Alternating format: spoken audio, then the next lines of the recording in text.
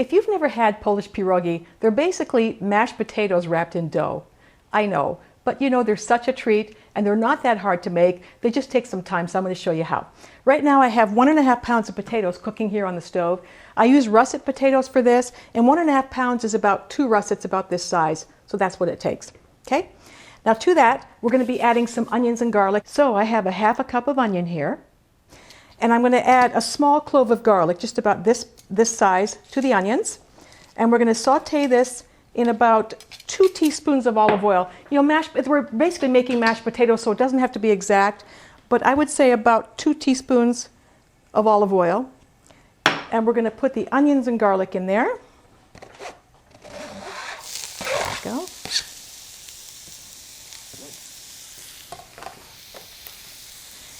And you're going to cook this, once it gets going, you're going to turn the heat down to like a medium-low. And it actually takes about 10 minutes because we want browned onions, really, really nice browned onions and garlic, which has to cook slowly. So while the potatoes are cooking and the onions and garlic are cooking, you have to just wait a few minutes. And then after about 8 or 10 minutes, the onions will be done, potatoes will be done, and we'll put it all together. Okay, there's your hot potatoes right there. Okay. Now the onions and garlic are nicely browned, as you can see. Okay, we're going to add that in there.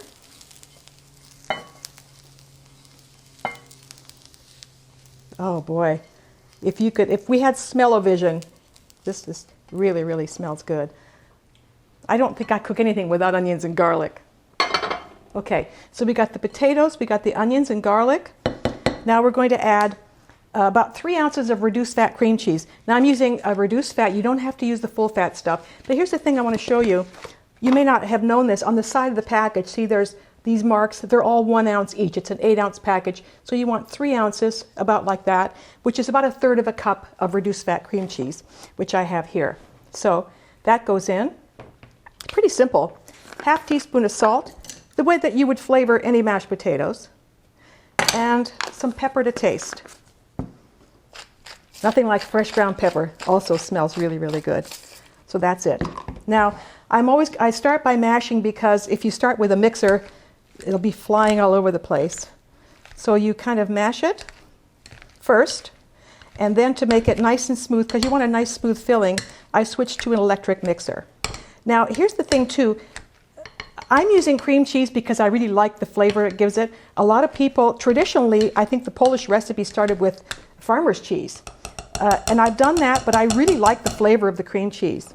So people use cheddar cheese, white cheese, Parmesan, all kinds of things, but this to me is the best taste. And I'm going to switch to a mixer, mix this up.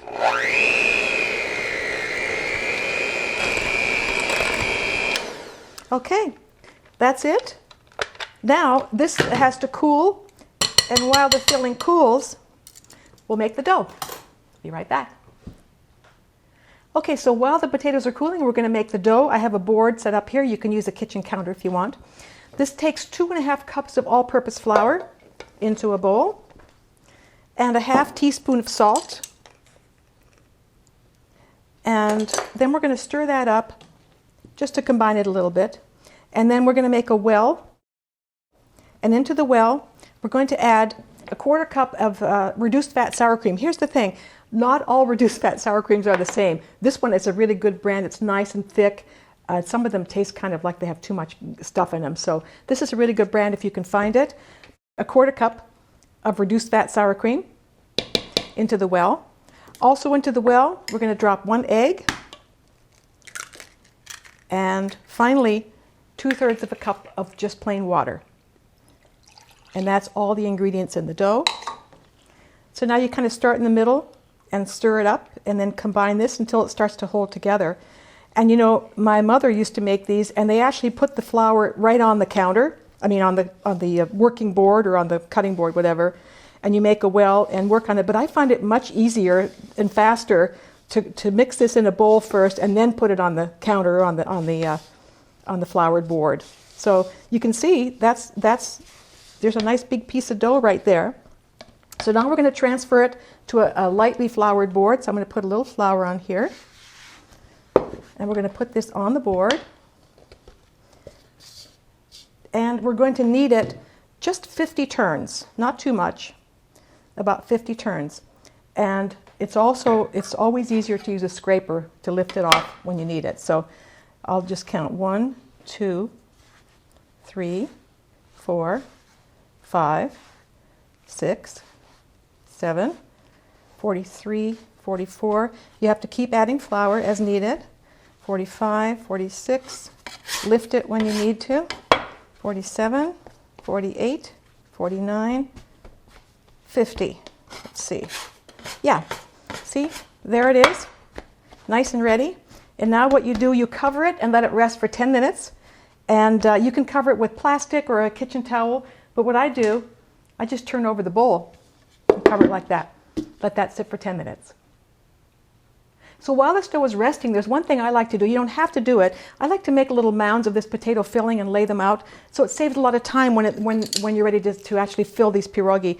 So I take like a tablespoon. It's roughly about a tablespoon per each one. And I just kind of dish out those amounts and just let them sit there. And it just saves a lot of time when it's time to fill. So I just go like that. And it makes about 24 to 30. It so depends on this filling and what you put in it, you know. You don't have to put any cheese in at all. You can just do a really good mashed potato, as long as you don't add milk, because you don't want it to be too mushy. I think I can squeeze one more down here. Okay. This is really good. This filling is so great. Before we roll the dough, there's one more thing you have to do, and that's to lay out a towel. I'll show you how. I'm going to put the filling stuff over here. You need to put these, when they're ready, when you seal them up, onto a floured towel, because the worst thing that can happen is they would touch each other and stick. They'll stick to almost anything. So you want to lay out a towel and flour the towel, and that's where we're going to put the pierogi once we roll them.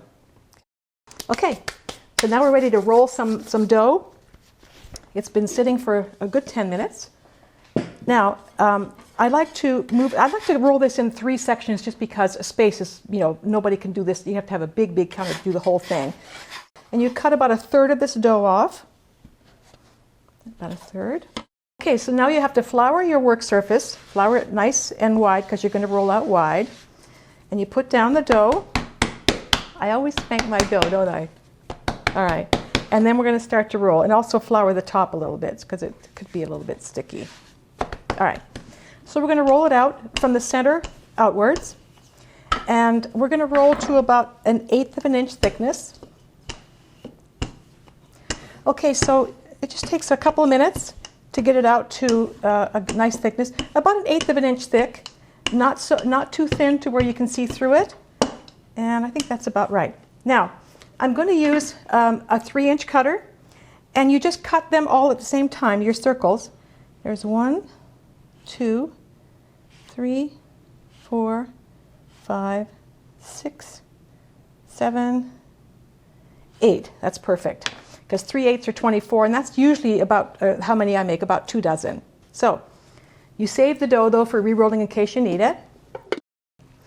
Okay, here's my little mounds of potatoes. Now, we take each of these round circles and you pick up, that's why it's handy to have these all made, see?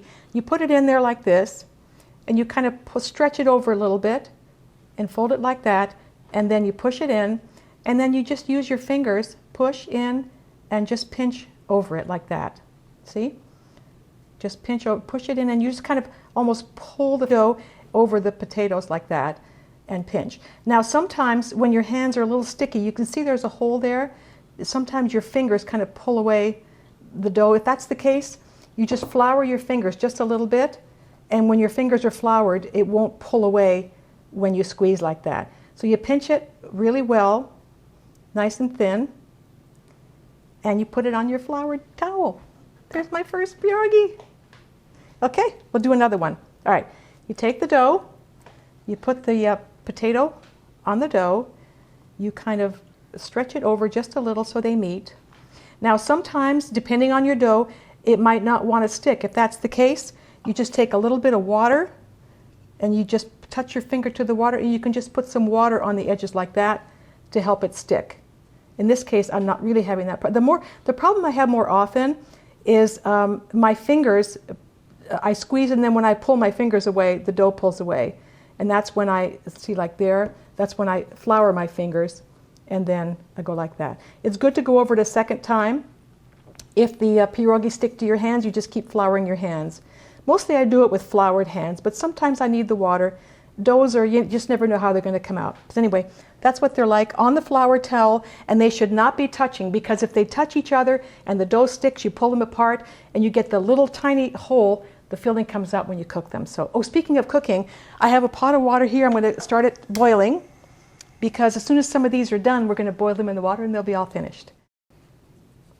You know, this recipe makes like 25 or 30, so if you want to freeze them, you boil them first, and you put them into a freezer bag with a little oil in there so they don't stick together.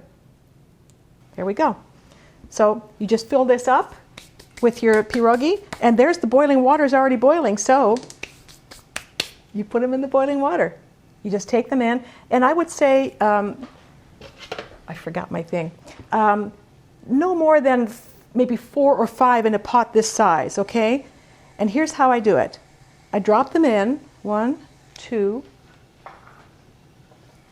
3, 4. They're kind of big, I'll just do 4.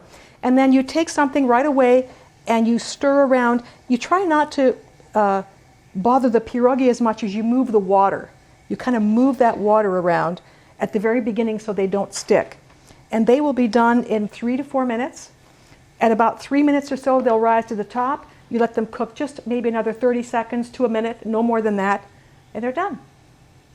That's pretty much it, about 30 seconds, no more than a minute on the top of the water, and they're done. And then, ooh, one more thing. You put them on something that's oiled. Okay, I'm going to put them on this sheet here. And the reason is because they could still stick. So I always put them onto an oiled plate or an oiled sheet or something, and they can roll around and they won't stick to each other. So, okay, here they go. Look at that. Oh my God. These are so good. That filling is so good. There's 2 right there. Drain the water off a little bit. There's 2 more. Okay. Now I'm just going to put them on a plate here. Okay. Can you see? They're very, very soft, which is what you like. Now, let's talk about how to serve these. My parents used to serve them with browned bacon bits and sour cream. But I don't recommend the bacon bits, but I do recommend reduced fat sour cream. And a lot of times people do browned onions or sauteed onions with this. It's really, really good. And also, one of the best ways to have them is the next day or even the same day, you brown them in a little bit of olive oil on a pan and serve them like lightly browned.